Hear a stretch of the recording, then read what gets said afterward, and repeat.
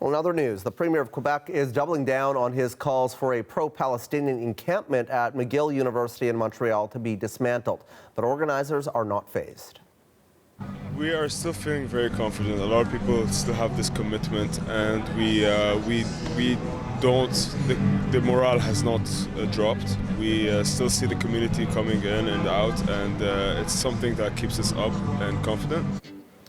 The encampment was set up a week ago after a wave of similar encampments south of the border. Organizers say they want McGill University to divest from companies with business ties to Israel.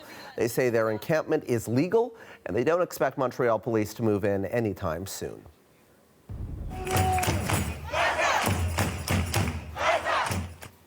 At the University of Toronto, about 1,000 pro-Palestinian demonstrators defied a deadline overnight imposed by the university for them to leave an encampment that's now in its second day. The university says it has received reports about hateful and discriminatory language, which are being reviewed. Despite the encampment, the campus will remain open with academic and operational activities as usual. The Prime Minister says he trusts university officials and police to manage the campus protests across the country. He was asked about the encampments at an event in Hamilton, Ontario today. I think we have to remember what universities are. Universities are places of learning. Universities are places where the freedom of speech, the freedom of ideas, the challenge of debate, of dialogue, of discussion about how to shape the world, how to see the world, how to go on out after university or college and lead the world are a core part of what campuses are all about. At the same time, we need to make sure that as part of that, everyone can feel safe on campus. Whether you're a Jewish student, whether you're Palestinian, whether you have strong feelings on one side or the other.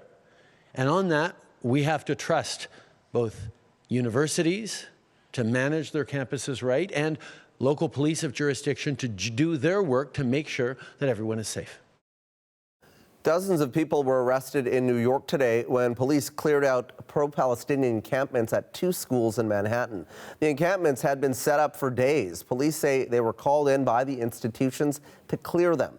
Protests and encampments like these have been spreading across U.S. campuses for weeks.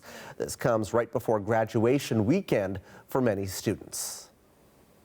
To hear how the pro-Palestinian encampment protests on U.S. and Canadian campuses are being viewed by Palestinians, we've reached Ameed Faleh in the West Bank. Ameed, thanks so much for joining us. What's the reaction been to these campus protests where you are? So generally, when we're talking about the protests happening in the U.S., the student protests, there has been a lot of good reactions coming from the people I know, me, myself. The fact that students were able to organize themselves very effectively, it was timely, it was very much needed for the cause. It sort of set the standard for pro-Palestine activism from now on. So in that sense, we were surprised by the scale of it, by how much it spread from Colombia and everywhere. And it's not sporadic, it's very much organized, planned out. The people behind it have generally studied history of protests, student protests in the US, and have thought of strategies and tactics to tackle any sort of challenges that may come their way. So this has generally been the reaction of Palestinians in the West Bank. Well, what do you make of the response to the protests, both from police and counter-protesters? The response from Zionist groups on campus, from the police, from the university administration just is indicative of how support for Israel in the West, in the US specifically, has reached a breaking point, an impasse, where it cannot sustain itself by regular Hasbara. When you genocide more than 40,000 people, there's clearly no Hasbara that can save you. So in that sense, what's left of the US and its state has been basically cracked because it has been unable to polish Israel's image in that sense. I don't have to tell you that the view from the Israeli side is much different. They say that they see these protests as anti-Semitic, and some Jewish students say that they feel unsafe on campus. What do you say to them? What I say to them is that if protest against genocide is anti-Semitic, then we have to redefine what anti-Semitism means. Israel claims that it is the Jewish state. Therefore, criticizing it is anti-Semitic. It's the same thing, for example, if you look at, for example, ISIS. Does criticizing ISIS make you Islamophobic? No. So we have to redefine these terms and we have to look at them critically. And a lot of the protesters that were on campus, the pro-Palestine protesters, were also Jewish. So where does that put us? Where does that put the movement that is touted as anti-Semitic? What's the experience been like for university students like yourself in the West Bank? Pre-October 7th, we were on campus. Now we're online. But we were on campus every other day. The Israelis would come in, they would tear gas the university, they would arrest students.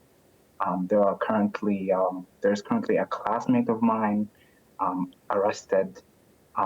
Post October 7th, the rate of arrests, the rate of the harassment of students at checkpoints has increased, and one student got killed on a checkpoint last week, I believe, for attending her lab classes. But most universities are now reverting to Zoom for the classes because the situation is very much volatile and the checkpoints have increased. That was back. What do you expect to see here in the coming weeks? Do you think that these protests will end anytime soon, or do you expect them to continue to grow? I expect them to grow. The people who have organized this, as I said before, have been planning it. There are systems in place that they are using. There are entire coalitions of students behind this, and they are focused on one thing: divestment from Israel's genocidal army. Any business that profits from the genocide in Gaza. I believe the students will not cease. And I think the breaking point in this, which will determine if they will seize the ground or not, is the coming month, where the universities will close for summer. So they have two options in that case, which is staying their ground on campus or taking to the streets. So that moment will define, I think, the pro-Palestine movement in the West for years to come. Ameed, thank you so much for your time tonight. That is Ameed Faleh, a political science and economics student, joining us from the West Bank this evening.